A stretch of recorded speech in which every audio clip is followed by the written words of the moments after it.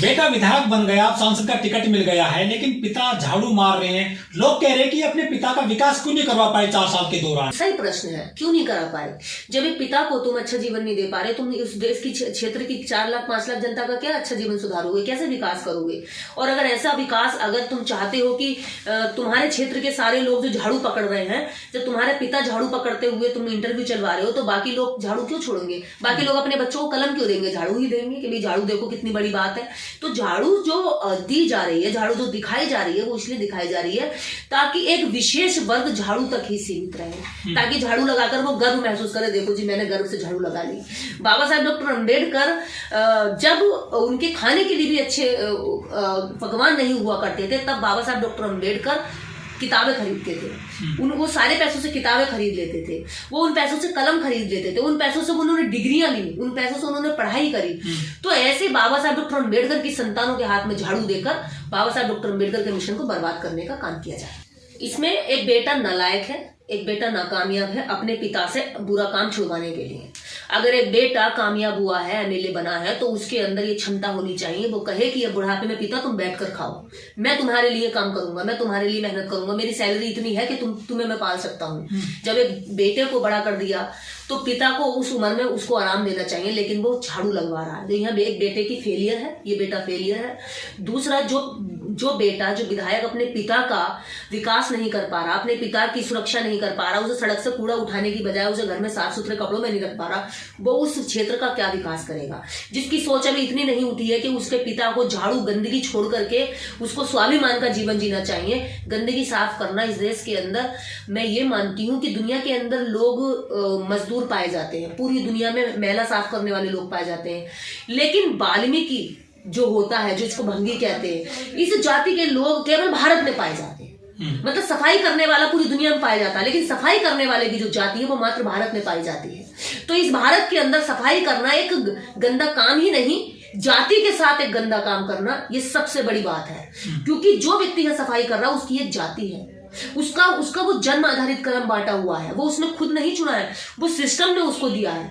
तो सिस्टम ने जो उसको उसके हिस्से में रखा है, वो अपने हिस्से का जो गंदगी का काम है वो कर रहा है, ना कि इसलिए कर रहा है कि वह उसकी जरूरत है। बाबा साहब डॉक्टर अंबेडकर एक बहुत महत्वपूर्ण बात कहते हैं कि शक्ति देना आसान है, लेकिन बुद्धि देना बहुत मुश्किल काम है।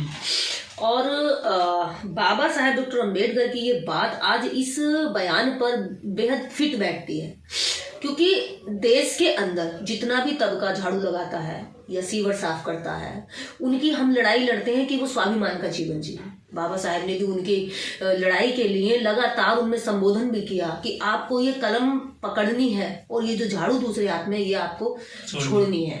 तो झाड़ू छोड़ो, कलम उठाओ और भविष्य को सुंदर बनाओ। एक ऐसी सोच के साथ इस समाज को झाड़ू हटवानी थी। ये मनुस्मृति और गैर बराबरी के सिस्टम की सोच है, जो कहती है कि चाहे तुम कितने भी ऊंचे हो जाओ, लेकिन तुम्हारा जो नीच कर्म है वो मत छोड़ना।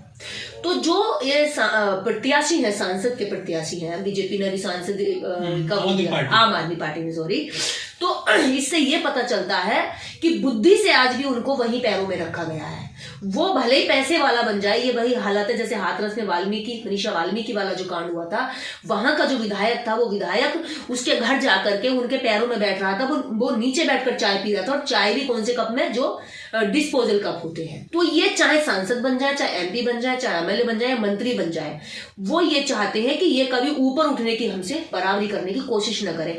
अगर आम आदमी पार्टी इनको टिकट दे रही है तो रिजर्व सीट की वजह से दे रही है ना, किसकी वजह से दे रही है आप बताइए? कौनली रिजर्व सीट है ना, कौनली रिजर्व सीट है, वो रिजर्व सीट की वजह से अगर दे रही है तो ये इनका कोई कामयाबी नहीं है, ये उनका आम आदमी पार्टी का कोई एहसान नहीं है। ये बाबा साहब डॉक्टर अंबेडकर का इन दो निकम्मे लोगों के बीच में दिया गया वो मजबूत अधिकार है, जो बाबा साहब डॉक्टर अंबेडकर ने भारतीय संविधान के तहत दिया था। तो ऐसे लोगों को सोच बदलने की वजह से, इसलिए इनको ऐसे बड़े बड़े टीवी चैनल पर बुलवाया जाता है। बात एक नहीं है कि वो व्यक्ति वो झाड़ू लगा रहा है, बात यह है कि ये दिखाने की कोशिश की जा रही है कि चाहे सांसद का पिता भी देखो झाड़ू लगा रहा है, ताकि और जो गरीब गुरबा बेचारे सीवर में मर जाते हैं, उनकी मौत हो जाती है गंदी गैस से, बदबूदार गैस से और जहरीली गैसों से वो अंदर मर जाते हैं, मल मूत्र उनके शरीर में उतर जाता है। तो वो ऐसे ही मरते रहे, वो कभी तरक्की ना करे, वो कभी आगे ना हटे। ऐसे घटिया बयान और ऐसी वीडियोग्राफी और ऐसे चैनलों का मैं बहिष्कार करती हूँ जो ये चाहते हैं कि गरीब हमेशा गंदगी में सड़ता रहे और उसके हाथों से झाड़ू ना हटे, वो कभी कलम ना पकड़े। तो ऐसी सोच को मैं बिल्कुल बर्दाश्त नहीं करी। देश हित में नहीं है, देश के अहित में है। अब मैं ये जानना चाहती हूँ प्रेजेंट विधायक से, आपने अपने पिता के हाथ की झाड़ू नहीं हटवाई, आपको लग रहा है कि झाड़ू एक गर्व का विषय है, तो क्या ये विधायक अपने बेटा बेटी को भी एमसीडी में झाड़ू की नौकरी दिलवाएंगे क्या? या सिर्फ पिता की जो झाड़ू है, जो बेबसी है, जो सदियों का जो दंश है, जो जातिवाद की घृणा, जो घिनौना जाति का जो टोकरा उनके सर पे था आज तक, उसको दिखाकर केवल नंबर बटोरते रहेंगे? अगर झाड़ू लगाना इतना अच्छी बात है तो जितने नेता है अपने बेटों को झाड़ू लगाने वाली नौकरी में लगाए ना। जितने टीवी एंकरानी इसको चला रहे हैं वो अपने बेटे बेटियों को एमसीडी में झाड़ू लगाने की नौकरी दिलवाए ना। फार्म निकलते हैं, क्यों नहीं भर्ती करवा रहे? वहां पर नहीं करवाएंगे, क्योंकि एक व्यक्ति के तहत, एक व्यक्ति की झाड़ू के तहत इस देश के करोड़ों लोगों को झाड़ू से बांधे रखना है, झाड़ू से चिपकाए रखना है, शिक्षा से दूर रखना है, उनके भविष्य को झाड़ू फेर देना है। तो ये मैं यही कहती हूँ, जो ये सांसद है जिसका बाप झाड़ू लगा रहा है, क्या वो सांसद अगर झाड़ू से इतना प्रेम करता है तो क्या वो अपने बेटा बेटी की भर्ती एमसीडी में करवाएगा? अगर हाँ, तो मैं मानती हूँ कि झाड़ू का कर्म बहुत बढ़िया है, झाड़ू बहुत अच्छी नौकरी है, लगवाए। जितने भी लोग कह रहे हैं कि झाड़ू लगाना बहुत गर्व की बात है, जो ये कह रहे हैं देखो जी उसे शर्म नहीं आती झाड़ू लगाना, तो वो अपने बेटे बेटी की नौकरी झाड़ू लगवाने पर लगवाए ना। क्यों दे रहे हैं वो अपने हाथों में कलम? क्यों दे रहे हैं अपने बेटे बेटी के हाथों में कलम? क्यों करोड़ों रुपए डिग्री पर खर्च करते हैं? क्यों देश विदेश की पढ़ाई कराने के लिए सारा पैसा लगा देते हैं? क्यों पूंजी जमा करते हैं? क्यों भ्रष्टाचार करके पैसा लूटते हैं, खसोटते हैं जनता के प्रोग्रेस का और अपने बच्चों की शिक्षा पर लगाते हैं? इसीलिए लगाते हैं ना कि वो झाड़ू न लगाए।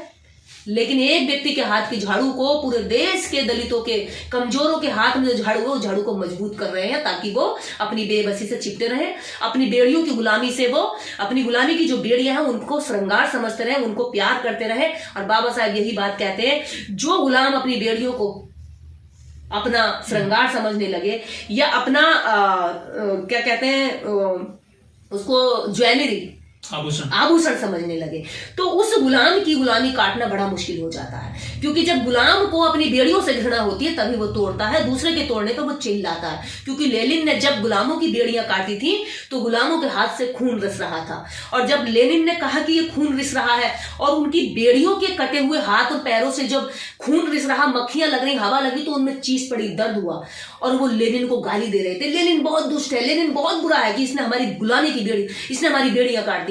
तो गुलाम और दास की जब बेड़ियां कोई काटता है दूसरा व्यक्ति, तो गुलाम दास चिल्लाता है, फड़फड़ाता है, और वही बेड़ियों को काटने के लिए बाबा साहब ने बात करी थी। और आज उन बेड़ियों को काटने के बजाय आज की सरकार, आज की मीडिया मिलकर बहुत बड़े बड़े स्तर पर उन गुलामों को यह एहसास करा रहे हैं गुलामी की बेड़ियां नहीं है, ये तो तुम्हारे आभूषण है, और वो उनसे प्यार कर रहे हैं। लेकिन निर्देश जी, बड़ा सवाल ये है कि ये जो विधायक हैं कुलदीप कुमार उर्फ मोनू, ये कैसी नजीर पेश कर रहे हैं देश में? क्या कोई पिता अपने बेटे को भी विधायक बनाने की सोचेगा जो बेटे के विधायक बनने रहते हुए कुछ झाड़ू लगाना पड़े? तो ऐसे बेटे को चुल्लू भर पानी देखकर कहीं डूब मर जाना चाहिए मेरी नजर में। मैं अभी कुछ भी नहीं हूँ, और मैं अगर मेरा पिता झाड़ू लगाएगा, अगर मजदूरी करेगा, तो मैं कहूंगी नहीं, मैं कमाऊंगी, मैं लायक हूं, मेरे होते हुए और मेरे कामयाब होते हुए अगर मेरा पिता झाड़ू लगाएगा तो मेरी कामयाबी एक रत्ती भर भी मैं उसको कामयाबी नहीं मानूंगी।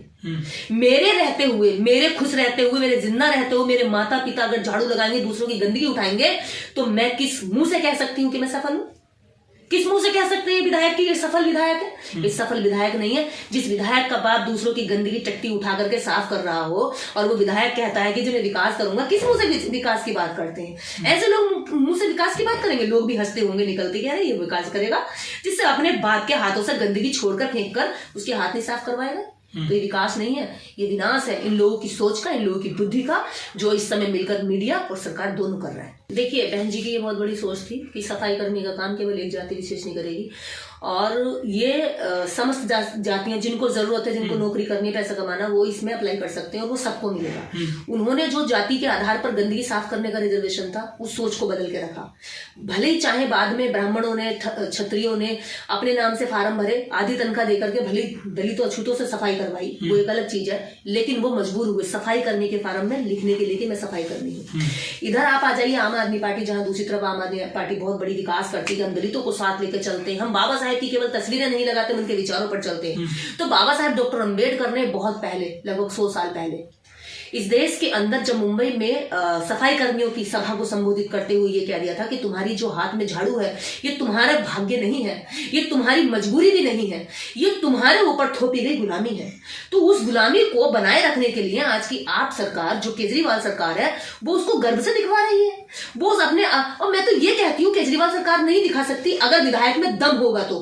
विधायक में खुद दम नहीं है, वो ये सोचता है कि झाड़ू लगाने से मेरे खानदान का जो गर्व है, जो नीचता है, वो गर्व के रूप में दिखाई दे रही है। मेरी बात तो आपको अभी तक शायद समझ में आ गई होगी। मकसद किसी की तरक्की करना नहीं है। यहां पर इस विधायक की तरक्की से भी आम आदमी पार्टी को कोई मकसद नहीं है।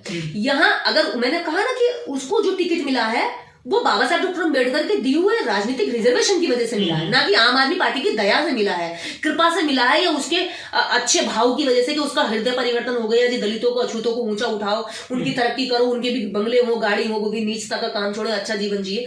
ऐसी सोच की वजह से नहीं हुआ है, ये ऐसी सोच की वजह से हुआ जो बाबा साहब डॉक्टर अम्बेडकर ने उस समय पे सोची और संविधान बनाते हुए इनको राजनीतिक रिजर्वेशन दिया। क्या जो वो विधायक है वो रिजर्व सीट से है? बिल्कुल। अब वो सांसद का दे रहा है। हाँ। रिजर्व सीट से वो विधायक बनकर जीत कर आए थे ना, हार के तो नहीं आए थे, जीत के। ठीक है, जीत कर आए। इसके बाद अगर आप आम आदमी पार्टी किसी भी तरह का कोई टिकट देती है तो वो सफल व्यक्ति को दे रही है जो पहले साबित कर चुका है कि मैं विधानसभा का जो इलेक्शन है वो जीत सकता हूं, और दिल्ली जैसी जगह में मैं ये साबित कर सकता हूं कि मैं चुनाव लड़कर मैं जीत कर आऊंगा। तो उसकी जीती हुई बाजी पे आम आदमी पार्टी दोबारा बाजी लगा रही है, ना कि हारे हुए घोड़े पे, रेस के हारे हुए घोड़े पे बाजी लगा रही है। तो जीते हुए घोड़े पे बाजी लगा रही है, और वो जीते हुए घोड़े की बाजी, पहली जो बाजी है, जो पहली पारी है, वो आम आदमी पार्टी ने अपनी ओर से नहीं दी है, वो रिजर्वेशन की बदौलत है।